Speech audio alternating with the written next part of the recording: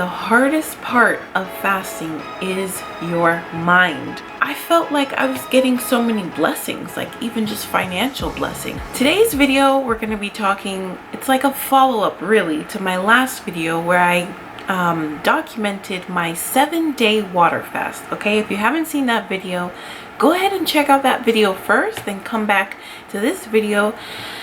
And we will be talking about where I'm at now and give you some tips and tricks and answer some frequently asked questions from that previous video. Okay, so if you're interested, keep watching. Alright, so as you saw in my last video, I started at 205.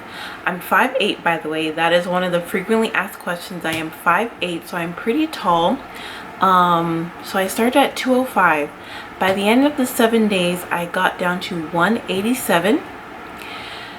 When I refed with a salad. I wanted to eat something. I didn't want to refeed with like smoothies or juice or anything, and it was only 7 days. You only have to really worry about having major issues with what you refeed on if it's a really long fast, like maybe 10 days, 14 days, something like that. I haven't experienced that, but the fast that I have done, even if I've broken a fast with something unhealthy like a burger and fries, I'm still fine. I definitely will feel uncomfortable, like, you know, that I have too much food in my stomach, but I'm still fine. So anyway, I say all that to say that I broke this fast with a salad and some fruit, and that was really nice and satisfying. I completed this fast about a month ago, and so obviously I'm going to regain some weight. But as you guys know, I am on a weight loss journey. So my goal is to continue to lose weight. So I've stabilized at about 195. So that means I've gained about 8 pounds since coming off of the fast, and I'm still 10 pounds down from my highest weight. Now, talking about refeeding and gaining weight, because in the comments a lot of people were concerned about that, and they were worried that they were going to gain weight after they did a fast.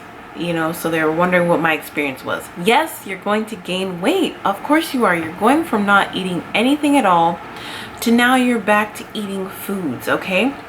And especially carbohydrates, okay? What you eat is contributing to you retaining water. So a lot of that I lost initially, like that first day when I lost like 4 pounds, and then the next day when I lost about 3 pounds. I don't remember exactly, but if you go back to the video, I document each day how much I lost. A lot of that is water weight. Most of what you're going to lose at first is water weight. If you're doing an extended fast, then you will start to see some of your fat come off. And so long as you're fasting is muscle sparing, so you're just going to see minimal muscle loss, but not too much, okay? That's if you're fasting completely. When you're doing a low calorie diet, that's when you're going to start to see some muscle loss, okay? So once you start to eat, you're going to almost swell up a little bit, like you're going to hold water, okay? Especially carbs, carbohydrates. That's carbon bonds with hydrogen, okay? It's literally holding water. That's what's going to happen. So of course, but what you want to do after you get back to start eating is immediately roll yourself into the healthy weight loss lifestyle that you want to maintain. Okay, so for me, I'm really interested in a fasting focused lifestyle. Actually means is just incorporating some type of fasting routine or regimen in your everyday lifestyle. So it's just, there's so many options with this. You can do intermittent fasting, which I'm sure you've already heard of. You can do OMAD, that's 1 meal a day. You can do alternate day fasting. That's a little hard for me, and I'm not really a big fan of that, but that's another option. You can do where you just fast 1 or 2 days every week, or you do a long fast once a month or every other month or something like that. It's really up to you what's going to work best for you, what kind of health benefits you're looking for, what kind of weight loss you're looking for. So yes, having a fasting focused lifestyle with healthy foods when you are eating will be pivotal for you to maintain the weight loss and keep going. Of course, you're gonna bounce back. Once you start eating again and reintroducing food, you're gonna bounce back, have a little weight gain, hold a little water, but then you keep going. Does that make sense? So it's just like a little rubber band but stretched out a little bit, and then it rebounds, but then you keep going from here. Okay, so you're still better off than when you started if you continue the journey. Okay, so that's what we're in the middle of right now, and you guys are definitely going to follow along with me on this journey. But enough about the weight. The other benefits of fasting, because I did have people coming for me in the comments a little bit like, oh, fasting's not good for weight loss, this, that, and the other. But truly, first of all, it is really good for weight loss if you're doing a fasting focused lifestyle. But two, weight loss is not the main benefit that I was seeking when I was fasting. Fasting has been around for centuries, and it's part of every major world religion. I myself am Christian, okay, and fasting is part of that religion. Jesus himself fasted for 40 days and 40 nights, okay? People like fasting and prayer is an integral part of Christianity and a lot of other religions, and fasting and praying is very, very powerful. Okay, it is a very powerful spiritual tool. I strongly believe that if Christians really knew the power of fasting and prayer, you know, their lives and the world would be so much different. So that's really what I was trying to tap into as well, is getting more of that spiritual strength and exercising that practice of fasting. That's something that people do regularly. So it's a fasting focused lifestyle for the spiritual benefits as well. Okay, so that's one. Also, it was an exercise in mental discipline. Okay, the hardest part of fasting is your mind. Your mind is what is going to be the most difficult thing to conquer, okay? Because you actually won't be that hungry.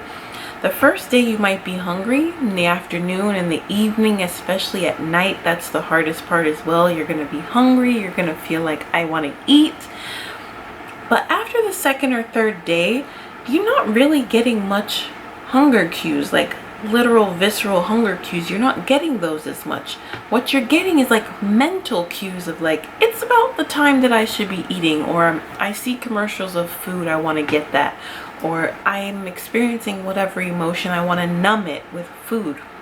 So really getting into that practice of not using food as a numbing tool for your emotions, a distraction from your boredom, a distraction from your own life, and really just focusing in on what you truly want, what you truly desire, and the discipline that you really need to be successful in your life. So that was another one of my major reasons for doing this 7-day fast, was to challenge my mind and challenge myself and really tap into that discipline muscle. Okay, so it's not just about the weight loss. So the losing the almost 20 pounds and then gaining back about 8 it's not a big deal, because I know I'm going to keep going forward in my weight loss journey.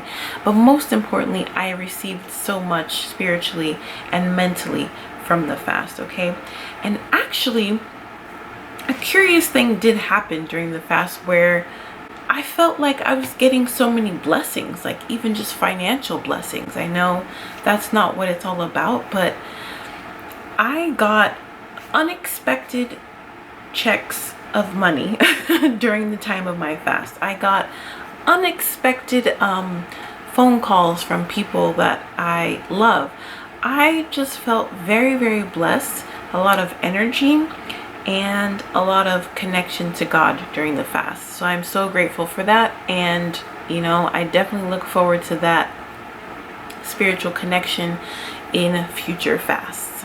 Okay, so now I'm gonna do a quick run through of the frequently asked questions on my last video. 1, how tall am I? I'm 5'8". What did I put in that drink? And I showed you guys this cup, my Starbucks cup right here. I put in, it's just water with some salt. It's an electrolyte mixture, okay? I got the recipe. It's called snake juice, okay? Look up Cole Robinson on YouTube, and he talks about water fasting a lot, the snake diet, but basically it's just water, pink Himalayan sea salt, and what's called no salt. That's the brand. It is potassium chloride, okay, which is just another type of salt. And I do, this is about a little bit less than a liter. It's about 700 mils. But I try to do about a liter with half a teaspoon of the pink salt and half a teaspoon of the no salt, and adjust it there. So a little bit less than half a teaspoon. You'll want to experiment with that for yourself. From that starting point, you can, you know, adjust up and down as necessary. If you go too low, obviously you won't be getting enough of the electrolytes. And if you go too high, it is salt water. This is salt water. It's not too salty like I just told you. It's just a little bit of salt in there, but it is salt water. So if you put too much, you're going to have the runs. Okay? So, next question. Where did I get my water bottle from? This is a 2-liter water bottle. I got it from Amazon. I'll put a link down below. How much water did I drink? That water bottle is 2 liters, and I would drink about that much each day, sometimes more, sometimes less, depending on how thirsty I was and if I'd walked that day, you know, things like that. What did I eat as the refeed? I think I mentioned it earlier in the video, but again, I had a big salad as my refeed. How much weight did I gain? I gained about 8 pounds, and I've leveled off at about 195, and we're going down from there. Did I exercise? No, I did not exercise, guys. I was so exhausted, but I did go on some walks around the neighborhood, like leisurely strolls around the neighborhood during the first few days. But towards the end, I did not even do that much, okay? I did not even do that much. Would I recommend drinking Powerade or Gatorade for electrolytes?